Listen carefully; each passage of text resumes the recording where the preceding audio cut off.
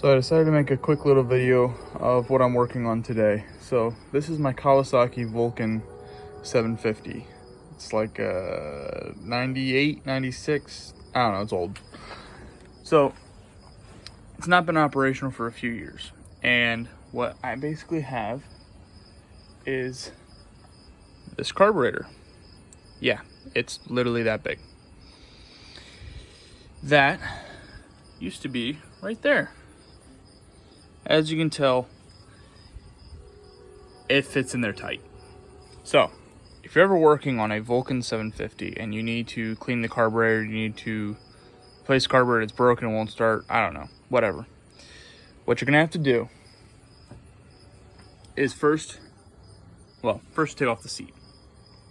That's easy enough. There's 2 bolts in the back of it. I hope you've had the seat off before if you're gonna be doing this. So take off the seat, take off the gas tank. Gas tank has a bolt here, one on the other side, and one right up here. Pretty easy.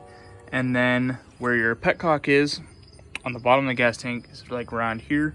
There will be, I believe it was 3 lines plugged into it. Just turn your petcock to the off position and then disconnect those 3. Then tank comes right off. Now is where it starts to get difficult. I also took off the air boxes. Those are pretty simple. Bolt on top, bolt on bottom. That unit pulls right out. Now that pulls out kind of hard. If you just kind of force it, I noticed if you press down on the top of the rubber sleeve, looks like this piece here. So I don't know if it was on this side or the other side, but they look pretty similar.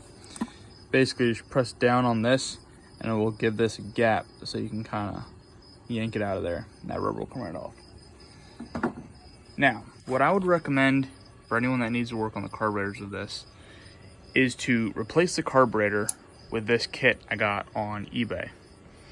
What it is an adapter. This baby bolts right onto the top of my motor right here. Goes into that cylinder, and it comes right out, and your carburetor mounts right here. Basically, it's taking that big old hunkin' carburetor and combining it into one smaller piece. So that's what I'm gonna be working on. But as far as taking the motorcycle apart to get that carburetor out, you'll need to disconnect your radiator lines, which sucks, and so I got radiator fluid all over the place. Pull all these fittings out, and it had a special name for it. I'm actually not sure what it's called. Because of the kit I'm installing, the special term they had for basically an airbox, which is this thing right here, sits inside the motor there. Hack at that thing to get that off.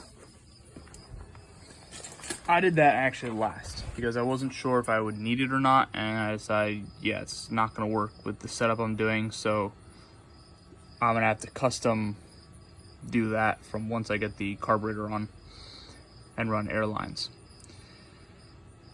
But as far as the radiator and everything goes, I'm going to disconnect those, get all of that out of there, and the carburetor kind of comes off weird. The manual actually said to disconnect one, I believe it was the front cylinder from the cylinder side of that sleeve, and then the motor side, or the rear cylinder, then you disconnect from the carburetor side. So one was on motor side, one was on carburetor side, and then that sleeve kind of twists and pulls out. It has to pull out the passenger side because of your stagger you have on your 2 cylinders there. That's complicated. You'll have to work at it for a little bit, and I didn't really want to make a video long enough to go through everything. But that's basically how that goes. That's what I'm working on today. So I will do another video updating once I get the carburetor in the mail and get that mounted on. Right now I'm just hooking up all of these radiator lines back up that I disconnected previously. So that's what I'm doing.